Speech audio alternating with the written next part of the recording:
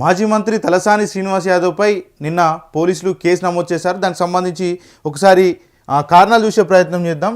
తలసానిపై case నమోదు, సీఎంపై వాక్యాల నేపథ్యంలో కేసు, ఎస్ఆర్ నగర్ పిఎస్లో కాంగ్రెస్ నేత ఫిర్యాదు, జీహెచ్ఎంసీ డివిజన్ల విభజనపై రాజకీయ దుమారం, ఆవేశంలో అన్నానంటూ శ్రీనివాస్ వివరణ, వాక్యాలను వెనక్కి తీసుకున్న మాజీ మంత్రి కేసు నమోదు చేసి దర్యాప్తు చేపట్టిన పోలీసులు అంటూ కూడా చూడొచ్చు.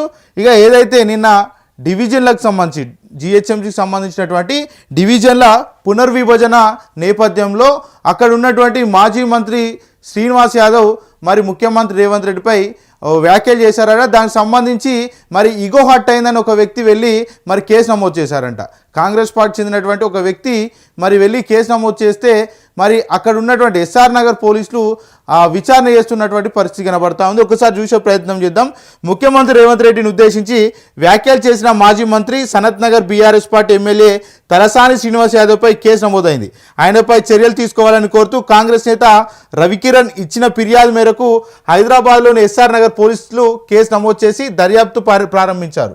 కాగా జీహెచ్ఎంసీ డివిజన్ల పునర్విభజన ప్రతిపాదనను వ్యతిరేకిస్తూ ఇటీవల సికింద్రాబాద్లో జరిగిన ఓ కార్యక్రమంలో తలసాని మాట్లాడుతూ సికింద్రాబాద్ను ముక్కలు చేయాలని చూస్తే నిన్ను ముక్కలు చేస్తామంటూ సీఎం రేవంత్ రెడ్డిని ఉద్దేశించి ఆయన హెచ్చరికలు జారీ చేశారు.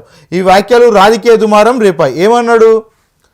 ఏదైతే డివిజన్లను ముక్కలు చేయాలని చూస్తే, సికింద్రాబాద్ను ముక్కలు చేయాలని చూస్తే నిన్ను ముక్కలు చేస్తామంటూ కూడా ఆయన వ్యాఖ్యలు చేశారు. ఆ తర్వాత కూడా మరి ఏదైతే దీనికి సంబంధించి కూడా తలసాని శ్రీనివాస్ యాదవ్ ఆయన ఏదైతే వ్యాఖ్యలు చేసిండో అవి వెనక్కి తీసుకున్నారు. కానీ ఇక్కడ మరి వివాదం ముదరడంతో తలసాని శ్రీనివాస్ యాదవ్ తన వ్యాఖ్యలను వెనక్కి తీసుకున్నట్లు ప్రకటించారు. కేవలం ఆవేశంలోనే ఈ మాటలు అన్నానని, అందులో ఎలాంటి దురుద్దేశం లేదని వివరణ ఇచ్చారు. రాజ్యాంగబద్ధమైన పదవుల్లో ఉన్న వారిని తాను గౌరవిస్తానని తెలిపారు. అయినప్పటికీ కాంగ్రెస్ నేత ఫిర్యాదు మేరకు పోలీసులు కేసు నమోదు చేశారు. జీహెచ్ఎంసీ విభజనను వ్యతిరేకిస్తూ ఆందోళనలు చేపడతామని తలసాని ఇప్పటికే ప్రకటించిన విషయం తెలిసిందే.